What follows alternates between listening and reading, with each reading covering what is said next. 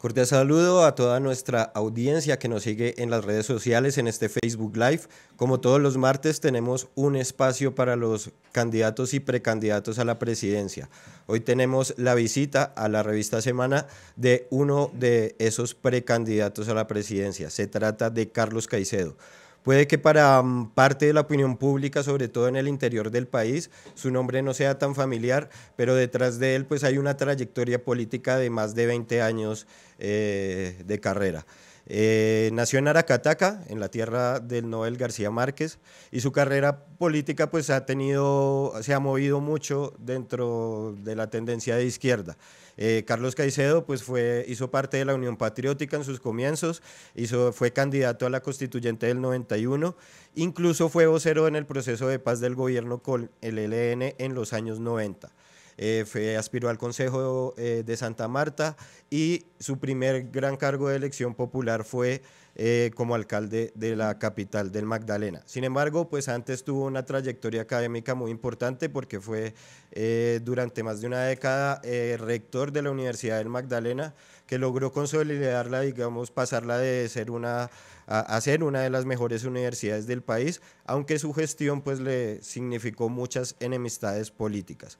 Ahora Carlos Caicedo pues aspira a la presidencia, de los primeros que salió a recoger firmas y registró más de 2 millones de apoyos en la registraduría, con lo cual ya tendría, digamos, habilitado su presencia en el tarjetón de la primera vuelta, pero también recordemos que Carlos Caicedo hasta hace unas horas pues estuvo, digamos, con una orden de captura por parte de la Fiscalía debido a un proceso por presunta irregularidad en contratos en Santa Marta.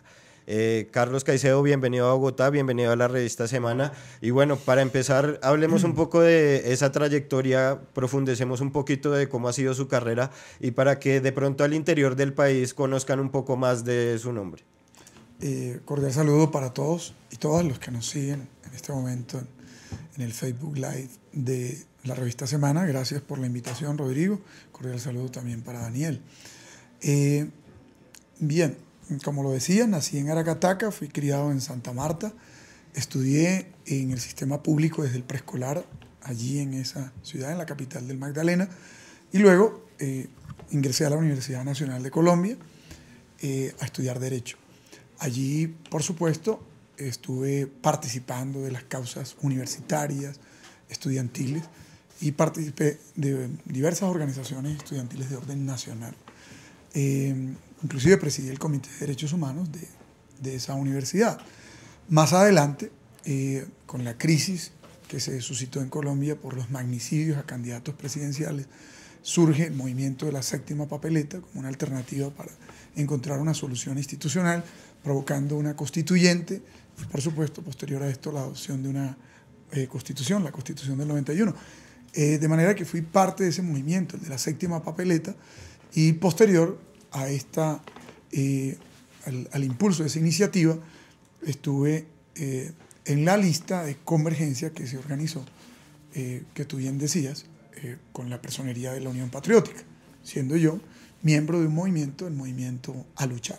El Movimiento a Luchar estuvo ligado en sus orígenes al ELN, posterior entonces a la ruptura que se da al interior del ELN, los sectores universitarios, sociales, sindicales más vinculados a la actividad política de masas, y que estábamos por una solución política negociada. Impulsamos la corriente de renovación socialista y una negociación con el gobierno nacional, de la cual fui vocero nacional. Posterior a este proceso, y miembro de la dirección de la corriente de renovación socialista, volví a mi región, a Santa Marta, después de haber estudiado Derecho, y allí empecé a trabajar en diversas organizaciones sociales. Más adelante cursé maestría en dirección universitaria en la Universidad de los Andes, ingresé a la Universidad del Magdalena en calidad de rector, luego de un paso por la gobernación del departamento, donde fui director de prevención y atención de desastres y lideré todo el tema de política social por 2 años. Durante 10 años estuve trabajando en la Universidad del Magdalena, como también lo comentabas, en su recuperación de una crisis profunda que la tuvo al borde de prácticamente su liquidación, y la transformamos, convertí esta universidad en una emblemática universidad del Caribe colombiano y del país, la que logró mayores ganancias por cobertura, pasando de 2.000 a 10.000 estudiantes, triplicando la oferta de pregrado, de posgrado, creamos el sistema de investigación, un hermoso y digno campus universitario y un sistema de bienestar y de becas para los más pobres y los más vulnerables. Se hizo atractiva esta universidad para los sectores políticos tradicionales que para ese entonces estaban al frente del departamento. Ligados ellos a los grupos paramilitares. Fueron asesinados miembros de la comunidad universitaria y miembros de nuestro equipo, un vicerrector y un decano. Inclusive yo fui declarado objetivo militar. El gobernador de aquel entonces, utilizando la Contraloría y también la Fiscalía, me estructuró una serie de casos. Inclusive quiso enlodarme con estos crímenes, con presuntos actos de corrupción o del pago de lo no debido en materia de cesantías. Y por ahí se metieron. Finalmente, a pesar de que esto fue aprobado por el Tribunal Administrativo del Magdalena y por la Procuraduría Judicial, me condenaron a 8 años. 8 años de los cuales estuve detenido 5 años. Privado de la libertad simplemente por no entregarle a la universidad para que la saquearan, cuál era el objetivo de ellos. Dejé la universidad con una estampilla por 100.000 millones, con superávit. Los estudiantes de la región Caribe se pelean aún por ingresar a la universidad, porque creamos carreras muy atractivas como medicina, negocios internacionales, de manera que estos políticos ligados a grupos al margen de la ley estaban interesados en los cupos, en las cátedras, en los contratos, etc. Defendimos la universidad, la defendimos con nuestra vida y con nuestra integridad jurídica. Absuelto, no en, desafortunadamente, los tribunales del departamento del Magdalena, donde debió ocurrir esta absolución, sino en Bogotá. Por el proceso lo trasladaron para seguirle dando largas y mantenerme, entre otras cosas, por fuera de cualquier escenario público. Porque la verdad es que a mí me detienen en la semana en el que habíamos lanzado una iniciativa, el Plan Santa Marta 2025, al que había invitado a Carlos Vives y a una serie de sectores empresariales y políticos de orden nacional, el gobierno nacional, me estoy refiriendo, el vicepresidente de aquel entonces, Francisco Santos, había decidido acompañar esta iniciativa. Teníamos la dificultad con la alcaldía, la gobernación y los congresistas de allá. A la postre, alcalde, gobernador y congresistas del Magdalena, todos confesaron sus vínculos con los grupos paramilitares, todos fueron condenados, pero fíjate, me hicieron perder 5 años de mi vida. Luego creamos un movimiento ciudadano, Fuerza Ciudadana, recogimos firmas. En ese proceso de recolección de firmas recibimos luego el aval de Rodrigo Pardo, de Rafael Pardo. De Rafael Pardo. Y bueno, al considerar en ese tiempo el liberalismo estaba muy comprometido con la defensa de las víctimas, que habíamos sido víctimas de todos estos sectores de la parapolítica, del paramilitarismo, y presentamos nuestras firmas, este aval. La ciudadanía se cansó de los políticos de siempre, nos respaldó y llegué a la alcaldía de Santa Marta. Llegado a la alcaldía de Santa Marta duramos 4 años liderando un proceso de transformación, dándole aplicación a este plan, ya no llamado Santa Marta 2025, se llama así porque en el 2025 Santa Marta, que es la más antigua de Sudamérica, cumplirá 500 años. Y quisimos construir una agenda de planeación participativa entre el Estado, la academia y el sector productivo para crear una hoja de ruta en materia económica, social, institucional y ambiental que dotara de certidumbre el desarrollo de esta ciudad emblemática del país. Y empezamos a ejecutarla durante estos 4 años. La dificultad fue que la clase política tradicional, derrotada, porque logramos el doble de votación que ellos, nosotros en ese tiempo no teníamos ni un presidente de Junta de Acción Comunal, ni edil, ni concejal, ni diputado, ni congresista, trataron de utilizar allí, entonces, nuevamente, un organismo de control, la Contraloría, en este caso distrital. El Contralor Escobar, pariente de, inclusive para políticos del Magdalena, pariente de un exmagistrado de la Corte y además quien estuvo en la Contraloría Departamental estructurándonos los casos por los cuales, entre otros, me suspendieron a mí del cargo de rector. Fíjate que ese entramado de red de relaciones seguía operando para tratar de evitar que continuara en la alcaldía. En 2 oportunidades le pidieron al presidente me suspendiera del cargo, intentaron una revocatoria del mandato. Estos sectores tradicionales, es decir, las mismas familias tradicionales de siempre que detentaron el poder casi desde la salida de los españoles hasta nuestra llegada. Pero... Que lo interrumpa, ¿a qué familias tradicionales se refiere? ¿Quién dirige, quién orquesta eso que está usted diciendo que está detrás suyo para evitar su carrera política? En su tiempo era el gobernador Luna Correa, que tenía a estos sectores de las familias tradicionales rodeándolo. Recordemos que fue además candidato único impuesto por estos grupos al margen de la ley. ¿Y cuáles son estas familias tradicionales, Daniel? Pues nada, un sector de los Vives, de los Cotes y los Díaz Granados, entre otras, ¿verdad? Entre otras. Por ejemplo, yo le recibí la alcaldía a un Díaz Granados, ¿verdad? Y han sido los Díaz Granados los principales dinamizadores de denuncias en nuestra contra, particularmente el congresista Eduardo Díaz Granados.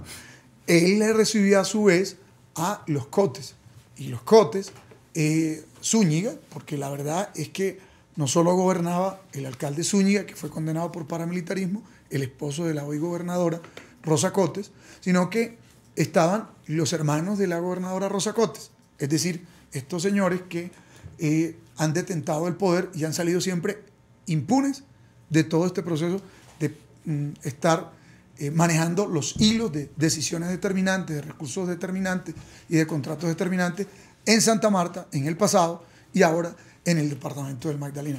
Pero claro, junto a ellos estaba una serie de políticos tradicionales que vivían de este modelo, del modelo de la compra y venta del voto, y por tanto luego de apoderarse del Estado, de capturar por vía de estos procesos fraudulentos electorales las rentas públicas, y de manera que los impuestos de la gente no se veían traducidos en obra pública alguna, sino que estaban siempre en un San Benito, que la ciudad estaba quebrada, que estaba en ley 550. Es más, el alcalde Díaz Granados, él en ejercicio, yo electo, quiso que junto con su secretaria de Hacienda, la doctora Manira Guerra, también de esta familia poderosa de los Guerras, que están casados con los Díaz Granados, que nosotros amparáramos casi 200.000 millones más en la ley 550, con deudas de la salud y otras serie de entidades en liquidación. ¿Qué hicimos? Consultar a la DAF a ver si estaba de acuerdo, y nos dijeron en lo absoluto. Por tanto, nosotros nos dimos en la tarea de buscar el saneamiento de todas esas deudas, y ahí voy, si les parece, a hacer un breve resumen de qué hicimos en la alcaldía de Santa Marta durante estos 4 años. Una pregunta muy rápida. Estas acusaciones, o estos señalamientos más bien, pues porque usted está describiendo hechos, ¿los puso en conocimiento de las autoridades? Sí, es que nosotros hemos hecho siempre público qué es lo que está pasando en relación a estas actividades. ¿Y a los tribunales lo ha llevado? Sí, hemos llevado básicamente las denuncias pues con los actores que ellos utilizan como operadores de las decisiones. Pero ¿no? a las cabezas de estas familias. Evidentemente, esto es un tema que corresponde investigar a la Fiscalía. Nosotros ponemos en conocimiento qué es lo que pasa, pero de esto hay poco. Voy a poner un ejemplo. El contralor Rodrigo Escobar, Horacio Escobar, lo colocaron allí para que nos sacara del cargo, y empezó a estructurarnos 11 casos de presuntos hallazgos administrativos, simplemente por no rendir la cuenta en el primer año de gobierno, que qué interés teníamos nosotros de amparar la información financiera del gobierno anterior. Con esto, lo que él buscaba precaver era que no continuáramos avanzando con la terminación de la concesión R&T, porque al tercer mes de iniciada la alcaldía empezamos a buscar terminar esta concesión española que pertenecía al grupo INASA. ¿Quién era el abogado defensor de la concesión R&T INASA? Rodrigo Escobar. Rodrigo Escobar es magistrado de la Corte, primo de Horacio Escobar, y, como se ha venido a saber, muy cercano al doctor Jorge Pretel. Al final, ¿cómo logramos terminar esta concesión? Después de una lucha que dimos ante la Corte Constitucional, y luego interpuse una denuncia penal contra Rodrigo Escobar y contra Jorge Pretel en la Comisión de Acusaciones de la Cámara. ¿Ha caminado esas denuncias? Absolutamente no. Lo propio también denunciamos penalmente a Horacio Escobar, que era el agente operador de estos sectores políticos tradicionales, de estos clanes, para tumbarnos el cargo. ¿Prosperó esa investigación contra el señor Escobar? En lo absoluto. Tampoco prosperaron las denuncias que hicimos en el caso de Metroagua. Nosotros emprendimos todo un proceso de terminación de esta concesión que, por supuesto, impedía que la ciudad tuviera un buen servicio de acueducto y alcantarillado. Cuando nosotros estábamos en la alcaldía, en el año 2013, llegó una sequía de la que no se tenga noticia en la historia reciente de la ciudad. Y la ciudad quedó sin agua. Y nos correspondió a nosotros montar una especie de acueducto paralelo, con carros, carrotanques, ¿cierto? Con tanques y carrotanques, distribuir agua, mientras Metro Agua seguía enviando la factura. Construir una red de pozos, convocar al gobierno nacional, provocar una serie de estudios que le exigimos a INASA, que son los, digámosle, operadores de Metro Agua. Al final, INASA, con un antiguo amigo de ellos, el doctor Arboleda, que estaba en Findeter, financiaron el estudio, que determinó que las fuentes serían el río Magdalena y Toribio y Córdoba, que era más o menos lo que nosotros veníamos sustentando también desde la alcaldía de Santa Marta. Todo esto fue exigencia nuestra, pero al final, además de denunciarlos en Madrid, lo hicimos aquí en Colombia, terminamos esta concesión por vía de una acción popular y luego interpusimos la denuncia penal contra toda la plana mayor de INASA, de Metro Agua, para que además estas personas dijeran qué políticos estaban detrás de ellos, que nunca los controlaron y que más bien enviaban, por ejemplo, los recursos que gestionaban a nivel nacional, los famosos, pues ya no llamados así, auxilios parlamentarios, o algún tipo de cupos indicativos o de recursos bien de los planes de agua que a nivel nacional ellos podían impulsar para que territorialmente se ejecutaran, nunca con licitación, siempre enviándolos a Metro Agua. Y lo paradójico era que luego Metro Agua, cuando planteamos la terminación del contrato, estaba reclamando 60.000 millones de pesos. Le dijimos, díganos dónde está esta plata. Lo que nos temíamos, y por eso nunca nos documentaron esto, es que era la misma plata producto de estas transferencias y estos recursos que algunos parlamentarios o políticos llevaban y ellos asignaban a dedo. ¿Por qué no caminaron esas investigaciones contra Metro Agua? Porque inmediatamente iban a aparecer los alcaldes y los congresistas que estuvieron detrás de toda esta operación. No los tocan, a punto que yo he considerado seriamente cambiarme el apellido a Caicedo, de Caicedo a Cotes o Díaz Granado, para hacerme seguramente intocable y más bien que me consientan órganos de control y particularmente la Fiscalía. No ha prosperado nada. Mira, el mercado público, mediante otra acción popular, lo recuperamos. El mercado público fue epicentro de operaciones de Hernán Giraldo, o sea, de un jefe paramilitar, y de las BACRIM, que quedaron como herederos de estos paramilitares, que es una manera técnica de llamar también a los sucedáneos de los grupos paramilitares. O sea, doctor Caicedo, que digamos lo que se le ha abierto en los recientes días y que lo tuvieron, digamos, en un carcelazo por unas horas, eso se le atribuye, digamos, a esas personas, a esos grandes grupos políticos del Magdalena que han querido, como usted lo ha dicho, acabar con su carrera. Sin duda alguna. Hay 3 momentos en todos estos procesos. Uno, cuando estábamos en la rectoría de la universidad, nos dispararon cualquier cantidad de investigaciones en la Procuraduría, en la Fiscalía y en la Contraloría. A punto que mientras estuve en la rectoría, quisieron enlodar mi nombre con ausencia de ejecución en recursos en materia de contratación, corrupción. Indicar que había pagado indebidamente a unos profesores de planta 47 unas cesantías que reclamaban hace años. Y tercero, inclusive con crímenes. Buscaron falsos testigos. Y todo esto tuvo picos altos cuando estuve por fuera del escenario público 5 años, prácticamente liquidado, ¿cierto? En las cuerdas de la justicia y refugiado en mi casa porque para allá me mandaron. Todas las denuncias fueron declinando, ¿sí? Todos los falsos testigos fueron declinando y prácticamente pues todas las presiones que había sobre Fiscalía, Procuraduría y Contraloría cesaron, a punto que uno a uno todos los procesos se me archivaron, salvo el de los crímenes cometidos por paramilitares en la universidad. Esos los continuaron. Ahí han pasado 48 fiscales a lo largo de 16 años. Cuando salí, había el rumor que iba a salir absuelto, otra vez falsos testigos. Inclusive, durante la campaña, paramilitares declarando en contra mía. Y algunos sectores políticos y mediáticos haciendo todo lo posible porque la gente votara por esta opción.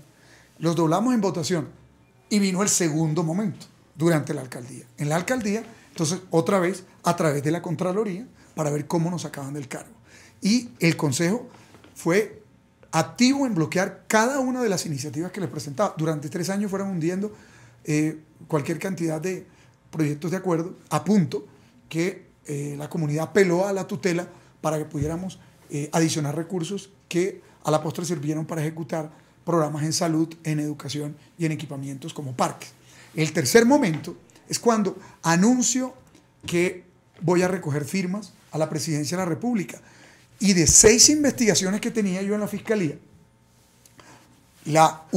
este proceso manoseado de los crímenes cometidos paramilitares en los que quisieron enlodarnos. 2, los procesos que trasladó el Contralor Escobar a la Fiscalía de sus investigaciones, que eran como unos 4 o 5, u 8, que me fueron archivando en la Fiscalía unos 3.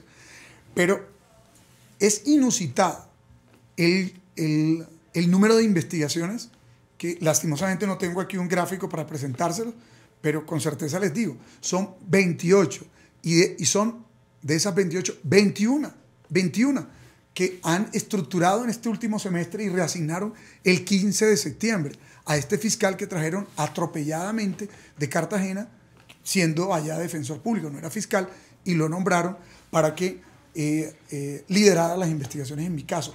No conozco la mayoría de estas investigaciones, ni las conocen mis abogados. No conocíamos cuál era la imputación que había en este caso de los centros de salud, hasta cuando finalmente nos presentaron en la audiencia las consideraciones de la Fiscalía.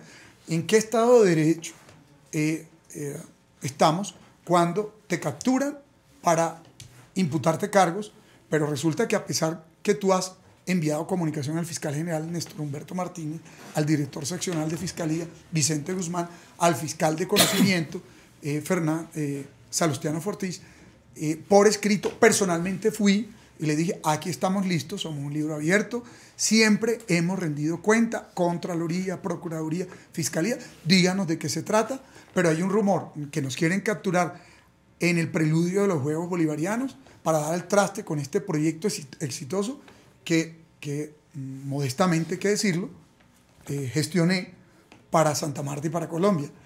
Y fíjate que, dime si no genera suspicacia, que el 15 de septiembre reasignen 21 procesos a este fiscal, y estos sean los que atropelladamente están acelerando en su investigación, y que además los anuncien primero y le manden información a la prensa, y no compartan esa información procesalmente con el indiciado y con el abogado. ¿Usted también siente que hay una persecución desde la cabeza del ente investigador? ¿Le entiendo? Al principio yo dudaba y guardaba la esperanza que no fuera así, porque obviamente enfrentarse a un fiscal general es algo que creo que ningún colombiano debe desear, está en los planes de nadie. En mi caso, simple y llanamente, estaba convencido que el señor Cotes, Álvaro Cotes, que entre otras dio una declaración, que pueden revisarlo ustedes en semana, cuando después que me sacó una pistola en un corregimiento en Minca, donde fui a almorzar y él estaba allí tomando trago, o sea, me amenazó de muerte, y luego quiso modificar la realidad, dijo, entonces cuando interpuso una denuncia en mi contra, que él y la Fiscalía iban a demostrar mi culpabilidad. ¿Qué relación tiene un señor tan cuestionado como este señor Cotes, que realmente el poder en la sombra allí, en las 2 gobernaciones que ha habido en estos 2 periodos de su familia, qué relación tiene con la Fiscalía? ¿El partido? Evidentemente el partido, Cambio Radical, porque Cambio Radical es el que salva al gobernador Luis Miguel Gómez Cotes de su destitución, y luego él, entonces en correspondencia, su candidato a la Cámara lo inscribe en Cambio Radical, y él se afilia a Cambio Radical, y luego la gobernadora Rosa Cotes se inscribe y gana la gobernación por Cambio Radical. Y obviamente el hermano que quieren lanzar al Congreso lo harán por Cambio Radical, y él se ha vuelto un líder político, un joven consentido por él. Es vicepresidente y hoy candidato presidencial Germán Vargas Lleras. Y obviamente todos sabemos de la cercanía del doctor Vargas Lleras con el fiscal general. El fiscal general fue a Santa Marta hace un mes, obviamente en sus visitas rutinarias, pero allí sí estamos enterados, con conocimiento de causa, que priorizaron investigación. investigaciones, no en la Vía de la Prosperidad, no en el PAE, en el departamento, no por el elefante blanco que era el mercado público durante 12 años, en las administraciones de ellos, y que nosotros recuperamos, que inclusive no solo en materia de espacio público, sino en materia de seguridad, porque esto estaba en manos de grupos al margen de la ley, y ahí no pasaba nada. Hay investigaciones en lo del mercado, tampoco, como tampoco en el Parque Taikú, como tampoco en la piscina olímpica, y esto estaba en manos del departamento. Y los escenarios deportivos estaban en ruinas, en vías inconclusas, en infraestructuras inconclusas por 30 años. Eso sí eran elefantes blancos. Supimos que lo que se priorizó fue las obras ejecutadas en nuestro gobierno o que quedaron en ejecución y que el alcalde Rafael Martínez le dio continuidad. Y eso es lo que ha pasado. 2 personas que venimos de sectores populares, 2 personas que venimos de la academia, 2 personas que venimos de un movimiento ciudadano, como Fuerza Ciudadana, y 2 personas que no estamos en las roscas y en los círculos de poder. De manera que no tenemos la aquiescencia ni el respaldo de hoy un gran varón electoral en la costa caribe, como es el doctor Vargas Lleras, que todos sabemos, pues es miembro del mismo movimiento político del fiscal general, el doctor Néstor Humberto Martínez. El señor Vicente Guzmán ha dicho en reiteradas ocasiones, ¿quién es Vicente Guzmán? El director seccional de Fiscalía, que viene de Cartagena. Se trajo la orden de captura, Daniel y Rodrigo, de Cartagena. Y el fiscal de conocimiento, Fortich, también se lo trajo de Cartagena. Y él ha dicho en sus declaraciones, es que estoy actuando por instrucciones del fiscal general.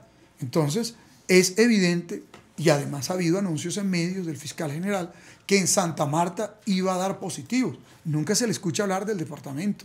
Es atropellado lo que han hecho en contra nuestra, porque lo hacen inclusive en medio de los Juegos Bolivarianos, la suspensión del alcalde por parte de la Procuraduría, que tiene un impulso de estos sectores políticos local. La operación era bien calculada, suspenden al alcalde, ¿cierto? De manera que el alcalde no va a estar presente en los Juegos Bolivarianos, no hay como una cosecha del éxito de este proyecto en el que el país no creía. Nadie daba un peso porque fuéramos capaces de ganarnos los Juegos cuando Santa Marta estaba en una de las ciudades más inseguras del mundo, cuando la ciudad estaba en la ley de quiebras, y la sacamos de esas tasas de 49 homicidios por cada 100.000 y pasamos a 16, una de las tasas más bajas. La sacamos de la ley de quiebras. Y luego, con todo esto, salimos con el mayor de los bríos a ganar a los bolivarianos. Se ejecutan las obras. Entonces, sacan al alcalde, lo suspenden, ¿verdad? Lo vinculan conmigo. Presunta participación en política. El doctor Char en días pasados, de manera muy animada, en una fiesta de cumpleaños, dijo que Vargas Lleras iba a ser el presidente, duélale a quien le duela. Pero eso sí no es participación en política. El alcalde lo que hizo es hacer lo mismo que ha hecho el presidente de la República, el director de la ODEO, Danilo Carrera, y el presidente del Comité Olímpico Colombiano, Baltasar Medina. Reconocer un hecho histórico, cuál es que yo fui el gestor de los Juegos, y lo llevé a la ciudad y a Colombia.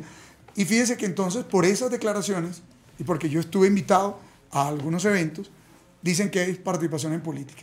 Era también para no solo suspender al alcalde, enlodar nuestra campaña.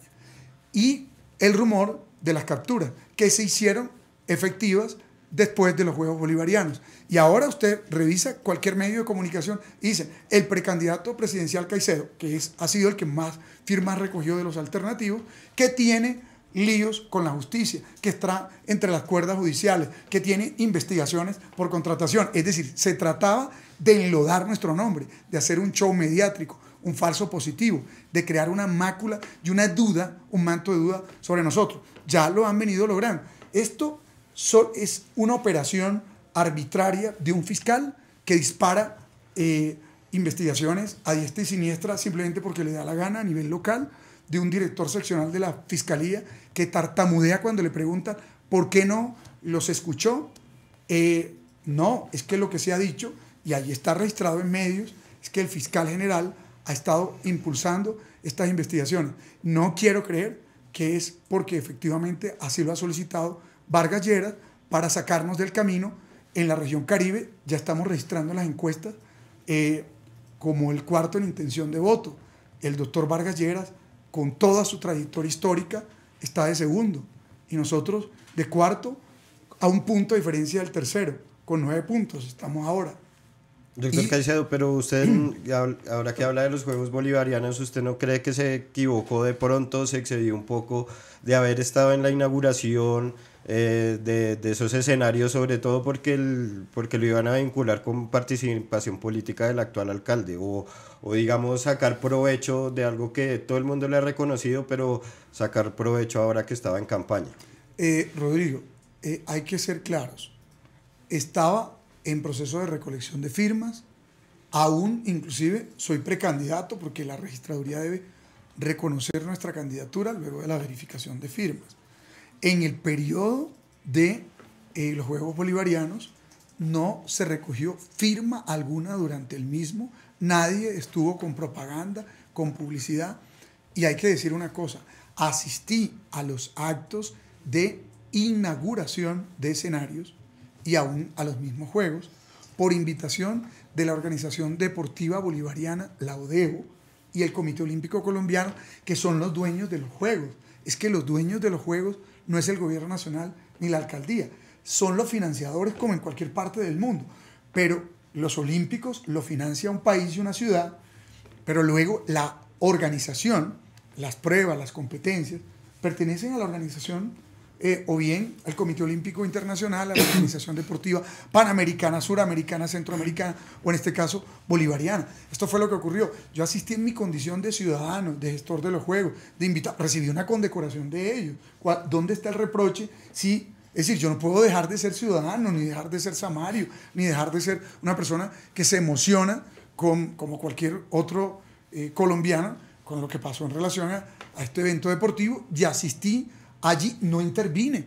El alcalde jamás llamó a votar por mí, ni siquiera a firmar por mí, ni siquiera me mencionaron en las presidencias o en el protocolo como precandidato presidencial, exalcalde de Santa Marta, etc. Cuando llegó un control de advertencia al alcalde, inmediatamente dejé de ir a cualquier inauguración así estuviese mi nombre en una placa, como se estila en Colombia, que las placas se le colocan los nombres del presidente entrante y del saliente, del alcalde entrante o del gobernador entrante y saliente. Y yo creo que aquí no podría haber ningún reproche, porque de ser así tendrían que levantarse todas esas placas y provocarse una investigación a todos los presidentes, alcaldes y gobernadores en Colombia donde se ocurre esto. Me abstuve de ir a partir de esa fecha. ¿Y sabe qué ocurrió? Que suspendieron al alcalde 3 días después. ¿Para qué hay un control de advertencia que no fue violado y lo suspenden? Lo han suspendido, estoy casi que seguro, por un audio que enviaron al Procurador General o a la Procuraduría General, en el que el alcalde decía, lo voy a seguir invitando, pero él se refería a una locución que tuvo hace un año, cuando me invitaba, como hace la gobernadora Rosa Cotes con su sobrino, el exgobernador Luis Miguel Cotes, que todo el mundo sabe que tiene intenciones políticas y que es jefe político de Cambio Radical, y lo invita absolutamente a todo. Y el alcalde pues me invitaba a mí cuando hace un año no había anunciado ninguna intención de ser candidato de nada. Entonces la oposición a nivel local reprochaba que yo asistiera, y él dijo, lo voy a seguir invitando porque estas son sus obras, usted las dejó contratadas y pues tiene el derecho de asistir a estos eventos. Tomaron ese audio descontextualizado, lo enviaron a la Procuraduría y produjo lo que produjo, una suspensión fulminante por 3 meses. De manera que aquí, y yo pienso que se ha actuado, por lo menos en el caso de la Procuraduría, lo digo con el mayor de los respetos, de forma atropellada. La Procuradora Regional, ¿sabe quién es? Rodrigo. Era precandidata a la alcaldía por Cambio Radical. Es la procuradora en el Magdalena, la doctora Muelle. Ella es esposa de un concejal que es un hombre bastante perverso. Se ha dedicado a estructurar estos casos, tira la piedra y esconde la mano. Es hijo, él, de una persona que le dieron muerte política en el Congreso por estar metido en actos de corrupción. Y otro dato más. Pregunte a ver si la Procuradora Regional no es cuota del congresista Eduardo Pulgar, que es un congresista del Atlántico, que se dice ahora tiene mucho poder en el Magdalena.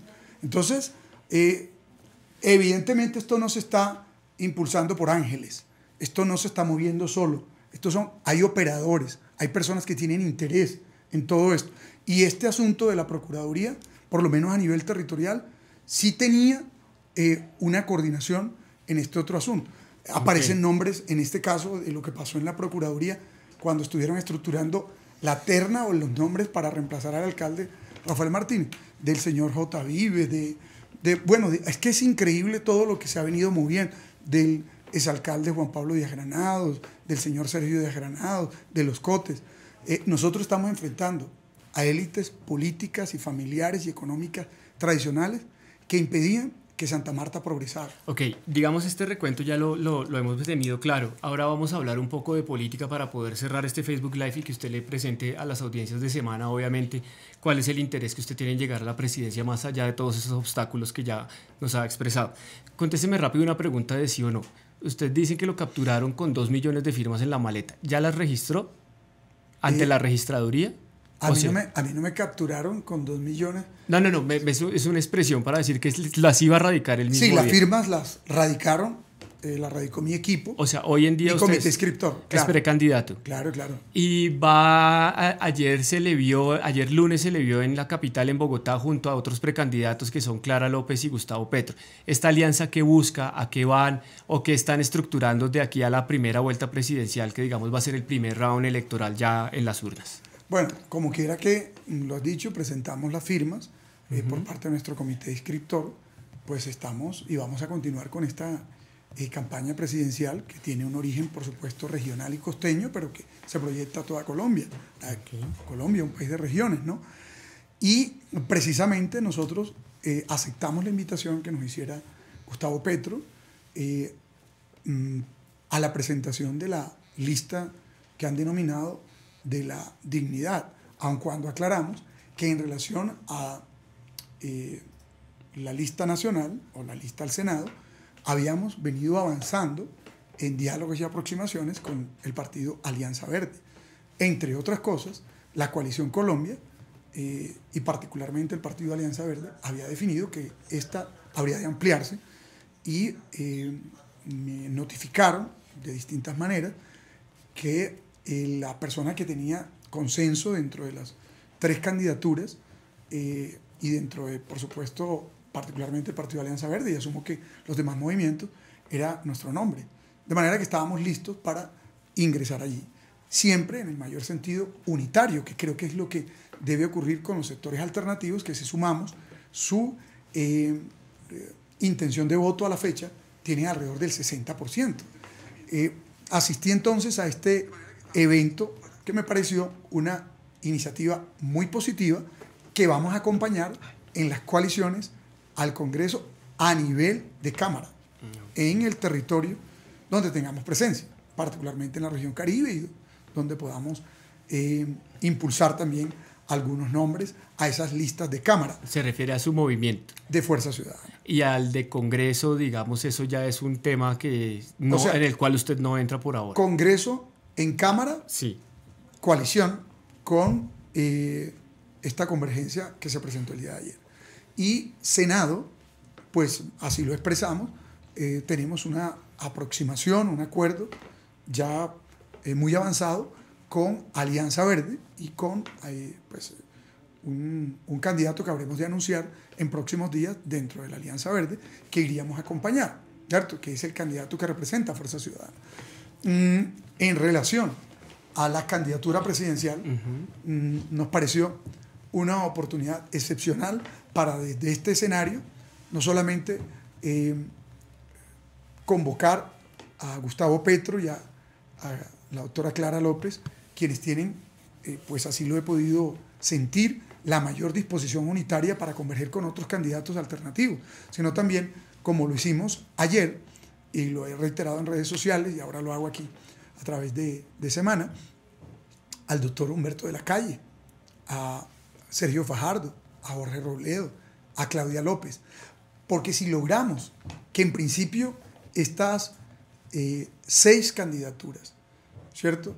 Y con la nuestra, que completarían 7, podamos definir el mecanismo de consulta que yo considero debería ser en las elecciones de marzo, Una consulta abierta. Una consulta abierta.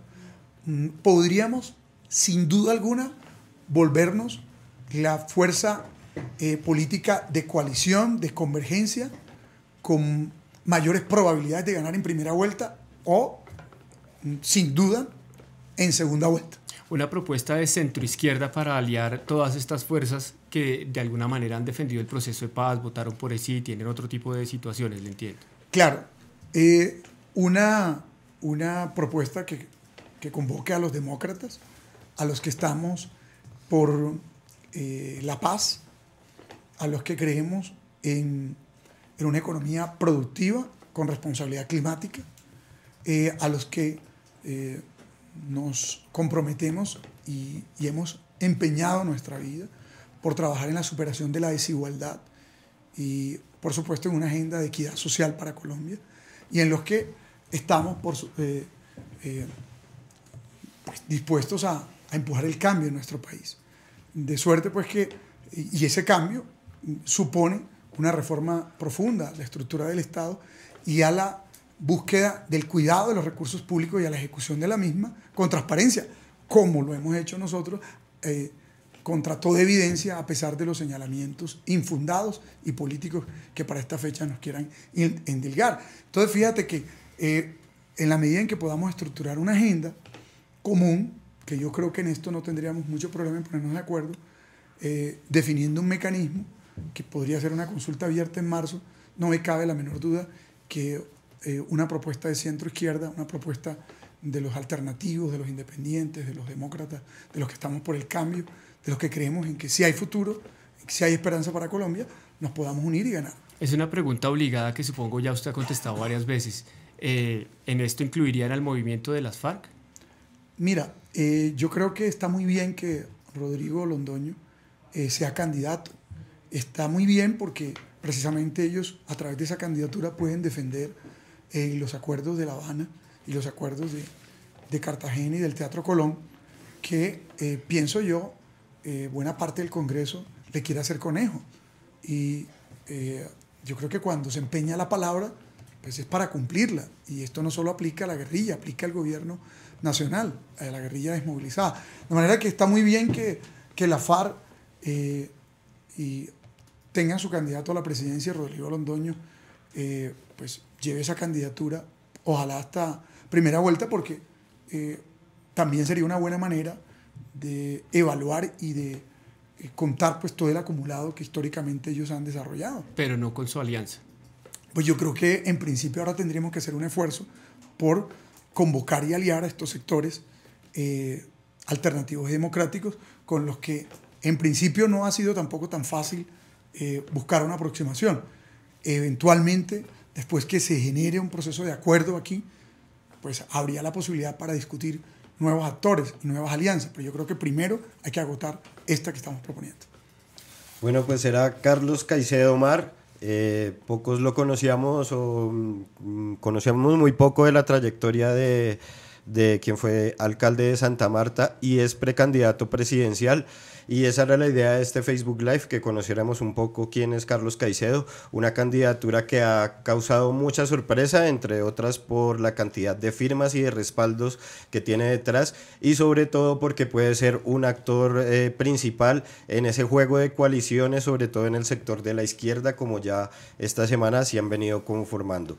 Pues nada, agradecerle mucho a Carlos la visita que ha tenido esta mañana a la redacción de la revista Semana, y estaremos con toda nuestra audiencia en próximos Facebook Lives con otros precandidatos presidenciales. Muchas gracias por la audiencia.